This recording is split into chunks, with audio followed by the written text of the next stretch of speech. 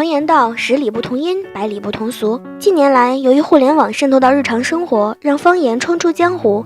一句老铁没毛病，东北兄弟听了疯狂双击666；一句蓝瘦香菇，广西南宁小哥听了牵动了万千国人的心；一句生命是如此的精彩，庄严肃穆的佛法宣传片画风突变，沧州弟兄没毛病。方言对于当地人民来说，不仅仅是一种用于交流的语言，更是一种默契，一种人情味儿。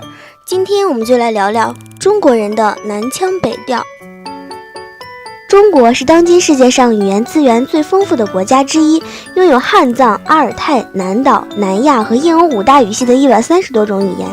幅员辽阔的疆土，千姿百态的地形，孕育出了各式各样的方言。据统计，我国的方言种类达300多种，排名世界第6。我国方言目前大致分为官话、粤语、吴语、闽语、赣语、湘语、晋语、客家语、徽语、平语10大类。据著名语言学家讲，我国56个民族就有80多种彼此不能通话的语言和地区方言。不同的民族语言之间固然是互相听不懂，但是同一种语言的也不一定都能自由交谈。在 Linguistics 杂志发表的一篇文章中，2名学者分别选取了15个代表地区的方言，考察了它们之间的互通性。研究表明，在中国各个地区方言中，北京话的可理解性最高为87%，其次是太原、成都、西安、济南、武汉、南昌、长沙、广州、梅州、厦门、苏州、潮州、温州和福州。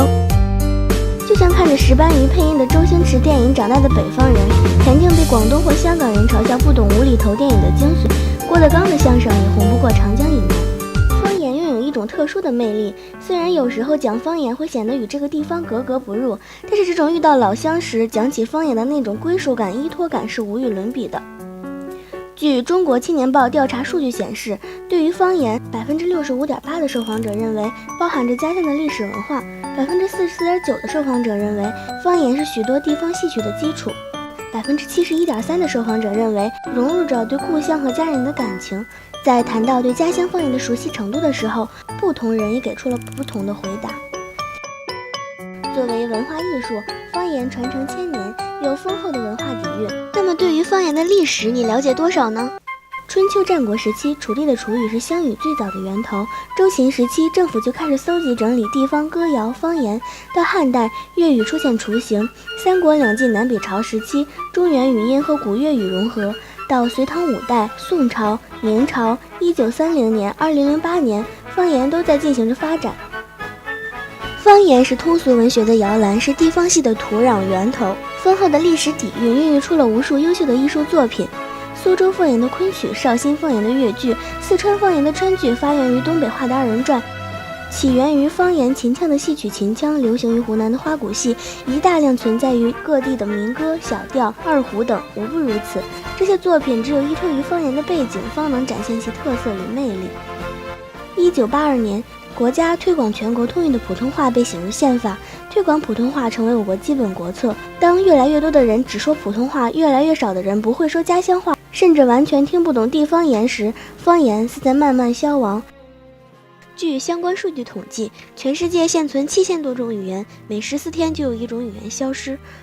我国现存的许多方言中也都发生了变化，会讲的人越来越少，讲得越来越不地道，有些字眼词汇已经消失。但是在全国大力推广普通话的背景下，我们不必担心方言的喧宾夺主。普通话可以让你走得更远，可以让你走得更方便，但是方言可以让你不要忘记你从哪里出发。普通话让你交流极其顺畅，而方言让你感受无限温暖。换掉昔日老土的衣着，改掉那口淳朴的乡音，当你重踏旧土时，会发现乡容已改，乡音若无，乡愁何寄。现在的你还会说地地道道的家乡话吗？